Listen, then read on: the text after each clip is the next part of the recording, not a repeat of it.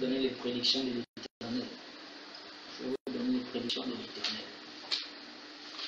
Amen. Je vais vous donner les prédictions de l'Éternel. Soyez attentifs, soyez attentifs. Tout ce que l'Éternel a dit qu'il arriverait, tout est arrivé.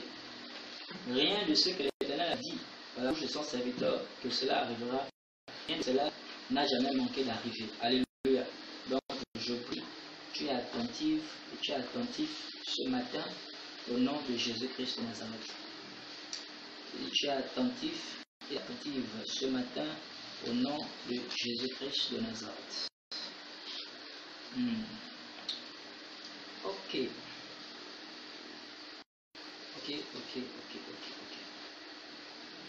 Ok. Je vais les donner ainsi. Après le confinement, il y a des choses qui vont se passer. Il y a des choses qui vont se passer. Il y a beaucoup de choses que le Seigneur m'a montré. Beaucoup de choses que le Seigneur m'a montré. Et à chaque fois que nous nous retrouvons, je relâche les prophéties de l'Éternel. Je relâche les prédictions de l'Éternel également. Alléluia. Ok. Donc, là, je vais commencer avec le pays, encore le pays. Alléluia. Je vais commencer avec le pays. L'Éternel m'a montré. Il y a une grande dame de ce pays. Je vais faire seulement le nom. Alléluia. Je vais vous donner deux lettres. Deux lettres de ses noms. Alléluia. Deux lettres de ses noms. Il y a une grande dame de ce pays. Elle va faire la prison. Ce sera un scandale. Alléluia. Amen. Elle va faire la prison. Ce sera un scandale. Une grande dame de ce pays. Et c'est aussi la mère d'un grand homme. Alléluia. Amen. C'est la mère d'un grand homme. Elle va faire la prison. Alléluia. Elle va faire la prison. Elle va faire la prison. Un scandale. Ça va se produire. Notez bien les lettres. Ça va arriver, vous allez vous retrouver. Alléluia. Amen. Vous allez vous retrouver. PD. PD. Alléluia. P et D. P et D. Alléluia. Amen. Une grande dame. Une grande dame. Elle va faire la prison. Alléluia. Elle va faire la prison. Et ce sera un scandale. Ce sera un scandale. Notez bien les paroles de l'Éternel. Ça va arriver. Alléluia. Amen. Ça va arriver. Toutes les autres choses que l'Éternel avait prédites sont arrivées. Et ça arrivera également. Alléluia. Amen. Ça va arriver. L'Éternel a demandé à cette dernière de se repentir. Elle ne veut pas. Amen. Amen. Et ça va arriver. Ça va arriver. Mais ça, ce n'est que le début de ce que l'Éternel a décidé de faire. Alléluia. Amen. Ce n'est que le début de ce que l'Éternel a décidé de faire. Ça va arriver. Notez les deux lettres. PD. Alléluia. PD. La personne va faire la prison. Ce sera un scandale pour la population. Alléluia. Ce sera un scandale pour la population gabonaise. Ce sera un scandale pour la population gabonaise. La personne va faire la prison. La personne va faire. Ce sera un scandale pour la population gabonaise. Ce sera un scandale pour la population gabonaise. Parce que le Seigneur est venu encore réitérer cela. Je crois également dimanche passé ou dimanche passé, l'Éternel nous donnait également cette prophétie qu'il y aura un grand tumulte au Gabon. Bientôt. L'Éternel est encore venu le confirmer. Et il est encore venu donner ces visions-là. Alléluia.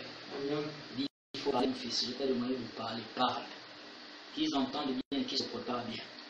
Vous avez beaucoup de choses qui vont se produire après le confinement. Alléluia. Après le confinement, beaucoup de choses vont se produire. Beaucoup de choses vont se produire. Il y aura un grand tumulte. Il y aura un grand tumulte au Gabon. Il y aura un grand tumulte. Il y aura un grand tumulte. Restez dans votre couloir. Je répète ce que l'Éternel a dit. Restez dans votre couloir. Ne sortez pas de l'obéissance à mes instructions. Et je vous éviterai de vous trouver au mauvais endroit au mauvais moment. Il y aura un grand tumulte dans cette nation, le Gabon. Alléluia. Lorsque les choses arriveront, vous vous souviendrez que l'Éternel en a parlé. Et lorsque les choses arriveront, souvenez-vous que l'Éternel a donné instruction. Restez dans votre couloir, dans le couloir de l'obéissance à l'Éternel, le couloir de la sainte vie. Alléluia. Restez dans votre couloir. Mon sac étant dans la clôture, je parlais avec les enfants qui arrangeaient la voiture pour attendre que ma voiture arrive. Après, ils sont venus me soulever, la jeter à terre. Puis, dans la sortie, tomber comme mes pieds au-dessus le portail. Ils m'ont tiré pour pouvoir fermer le portail.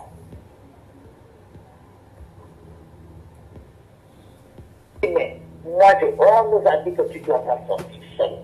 Je dis, mais je ne peux pas sortir seul. Toi, tu es parti, le chauffeur a ouvert le portail. Tu es parti ouvrir le portail. Il fallait monter dans la voiture et me trouver à bas pour que nous passions. Mais vous venez me taper comme ça là. Mon sac est tombé à côté, mon foulard est tombé à côté. C'est les gars qui sont là maintenant. C'est que vous-même, monsieur, papa, ce soir-là. Et tout le monde passait. Il y a les gens qui étaient à l'immeuble là, ont filmé même, et même ils sont allés là-bas pour prendre le film, je ne sais pas. Alors il y a un qui passait, qui s'est garé chez moi à pleurer, et a appelé mon neveu, ma nièce, que non, ce qu'on fait à maman avec les gars là, j'ai jamais vu une chose pareille. Je suis resté première dame de 35 ans dans ce pays. Je n'ai jamais vécu une situation comme ça. Moi-même, je connais pas le pouvoir. Les gars devaient me frapper, toucher mon corps, me soulever, puis me jeter par terre. Au vu aussi de tout le monde. Vous avez écouté ce témoignage, on ne peut plus explicite de Joséphine Kama Dabani, qui a donc été violentée cet après-midi par justement la garde républicaine sous la houlette de Sylvia Bongo, Noureddine Bongo et Brice Origi. Joséphine Kama Dabani, qui était sur le point d'aller se réfugier à l'ambassade des États-Unis au Gabon. Je disais tout à l'heure que Joséphine Kama a la nationalité américaine. Elle cherchait protection parce qu'elle avait été informée justement qu'elle allait être assassinée par ces gardes qui ont été dépêchés chez elle depuis pratiquement 2 semaines. Donc il était question de faire en sorte qu'elle aille trouver un endroit où elle sera en sécurité parce qu'elle est bloquée dans la maison depuis 1 semaine. Elle ne reçoit pas de visite et plus grave encore, c'est qu'au niveau de sa maison, tout le personnel avait été raflé par la garde républicaine et placé en détention préventive à la contre-ingérence communément appelée B2. Comment les extrémistes ferment les yeux devant cette situation? Pourquoi Joséphine Kama Dabani cherche-t-elle